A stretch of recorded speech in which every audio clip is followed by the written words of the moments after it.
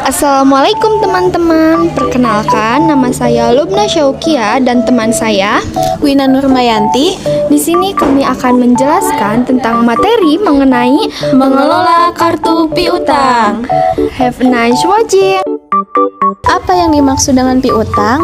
Piutang merupakan tagihan perusahaan terhadap pihak ketiga yang timbul karena adanya suatu transaksi. Piutang mempunyai jatuh tempo, nilai jatuh tempo, dan bila ada perjanjian mempunyai bunga. Jenis-jenis piutang dikelompokkan menjadi 3 jenis diantaranya. Yang pertama, piutang dagang, accounts receivable, yaitu tagihan perusahaan kepada pelanggan sebagai akibat adanya penjualan barang atau jasa secara kredit. Piutang dagang umumnya berjangka waktu kurang dari 1 tahun. Kedua, piutang wesel atau notes receivable, yaitu piutang berupa janji tertulis dari debitur kepada kreditur untuk membayar sejumlah uang yang tercantum dalam surat perjanjian pada waktu tertentu di masa yang akan datang. 3. Piutang non-dagang, yaitu piutang kepada pihak lain yang timbul bukan karena penjualan barang atau jasa secara kredit. Bentuk piutang non-dagang antara lain: 1. Beban dibayar di muka. 2. Pendapatan yang masih harus diterima. 3. Uang muka pemberian. 4. Piutang pajak. 5. Piutang lain-lain. Tugas pokok bagian piutang: A. Mencatat transaksi keuangan yang mengakibatkan perubahan piutang pada setiap debitur seperti transaksi penjualan kredit, pengurangan harga faktur, dan penghapusan piutang yang tidak mungkin dapat ditagih.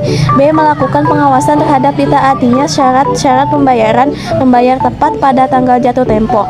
C. Melakukan pengawasan terhadap maksimum kredit yang diberikan sehingga pada tiap tagihan dalam perusahaan terjadi pengecekan terhadap suatu transaksi yang dilakukan. Pengelolaan kartu piutang. 1. Tugas bagian kartu piutang: A. Asuransi pernyataan piutang dikirim kepada debitur.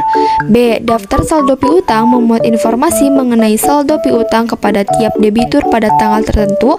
C. Daftar umur piutang memuat informasi piutang pada tiap debitur dikelompokkan berdasarkan usia piutang. 2. Mutasi piutang. Transaksi yang mengakibatkan terjadinya mutasi piutang ialah transaksi penjualan dengan pembayaran kredit, retur perjualan, penerimaan piutang dari debitur, dan penghapusan piutang. 3. Membukukan mutasi piutang ke kartu piutang. Mutasi piutang harus didukung dan dilengkapi bukti yang menjadi dokumen transaksi menjadi sumber pencatatan dalam buku yang terkait dengan piutang.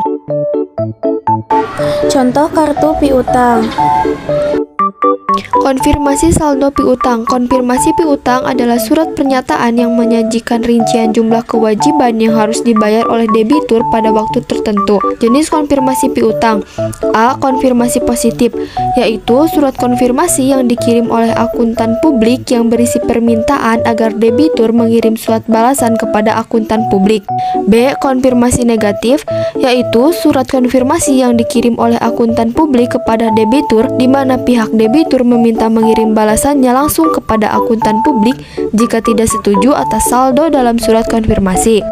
Penghapusan piutang dagang. 1. Penghapusan piutang dagang berdasarkan ketetapan dalam Persyaratan Standar Akuntansi Keuangan atau PSAK tentang piutang. Nilai piutang yang terdapat dalam neraca adalah sebesar piutang yang jatuh tempo dikurang dengan jumlah yang tidak dapat ditagih. Ada 2 metode pencatatan yang dapat diterapkan dalam pencatatan transaksi penghapusan piutang, yaitu metode langsung direct write-off method dan metode tidak langsung atau mode penyisihan atau allowance method. Taksiran piutang tidak tertagih. 1. Taksiran piutang tidak tertagih dengan pendekatan neraca. Kerugian piutang yang tertagih ditentukan jumlahnya melalui taksiran dan dibandingkan dengan penjualan pada metode akuntansi yang sama dengan periode terjadinya penjualan. 2. Pencatatan transaksi kerugian piutang berdasarkan analisis usia piutang. Piutang dagang dikelompokkan menjadi piutang yang belum jatuh tempo dan piutang yang jatuh tempo. 3. Taksiran piutang tak tertagih berdasarkan berdasarkan pendekatan laba rugi. Kerugian piutang berdasarkan persentase tertentu dari penjualan jumlah taksiran.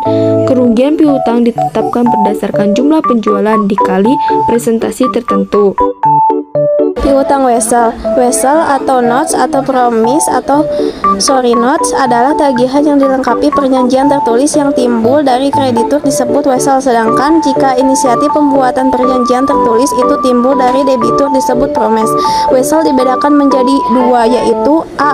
Wesel berbunga, yaitu wesel yang mempunyai tingkat bunga yang ditetapkan. B. Wesel tanpa bunga, yaitu wesel yang bunganya sudah termasuk di dalam jumlah nominalnya sehingga bunga tidak dinyatakan secara eksplisit. Sekian yang dapat kami sampaikan. Wassalamualaikum warahmatullahi wabarakatuh.